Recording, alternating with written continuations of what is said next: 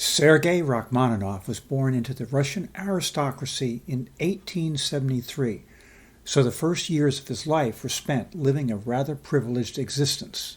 But his father basically lost everything largely through gambling. So by around age 10, young Sergei had to adjust to a very different reality. Because of a gigantic argument with his piano teacher, with whom he had previously had a living arrangement, he had to move in with his aunt Varvara, who was his father's sister, and her husband, who was Alexandrovich Satin. Their daughter, Natalia Satin, became a close friend of young Sergei. She was 4 years younger, and she was also an accomplished pianist. So when romance blossomed later between Sergei and Natalia, it was not surprising. They wanted to get married. However, marriage between people so closely related was not only a controversial thing at that time in Russia, but remains so today in the United States and elsewhere. For instance, right now there are states that absolutely forbid marriage between first cousins. In the time of Rachmaninov, first cousins were forbidden to marry within the Orthodox Church. So Rachmaninov had to get permission from the Tsar of Russia in order to marry his cousin. I think that's quite a story, and it's something that I did not fully know until yesterday. And this just skims the surface of a very interesting life that started in Russia but ended up in the United States. This monumentally talented young aristocrat who was born in 1873 and who was only 23 years older than Tchaikovsky had to leave Russia shortly after the October Revolution in 1917. And when he finally arrived in the U.S., he had very little money and had to support himself and his family for the rest of his life by playing piano concerts around the U.S. and elsewhere. So this meant that this monumentally talented young composer had to put composition on the back burner for the rest of his life.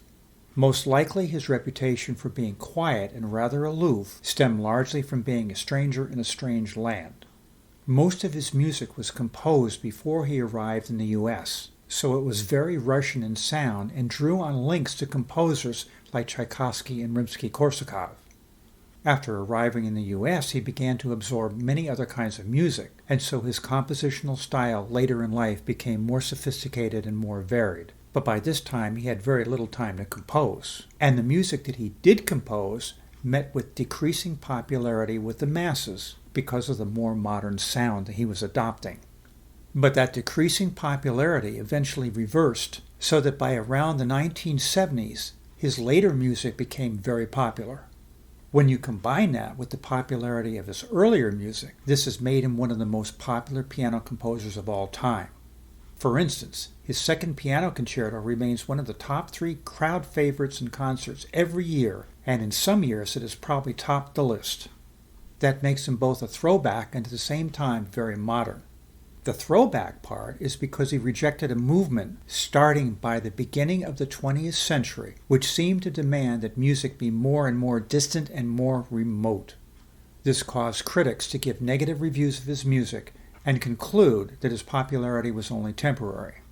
But they did not understand and could not have understood that today his music sounds very similar to a lot of music that is composed for films, video games, streaming TV series, and so on. So by continuing to promote Romanticism, that many critics thought was already old-fashioned, he actually ended up connecting with countless listeners in succeeding generations. And that means that he reversed the conclusions of critics by remaining an incredibly popular composer for well over a century. By the way, Rachmaninov was the height of many NBA players. He was 6'6", and the reason you don't normally see pianists that tall is that huge hands can also mean wider fingers that don't fit in between the keys on the piano.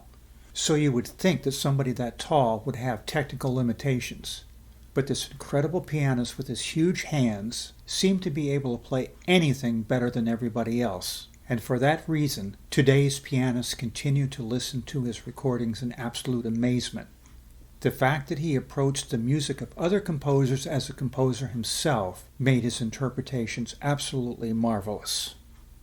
Please don't forget to subscribe to my channel. Leave me comments about anything you like, comments about anything you'd like to see in the future, and remember that I consider all suggestions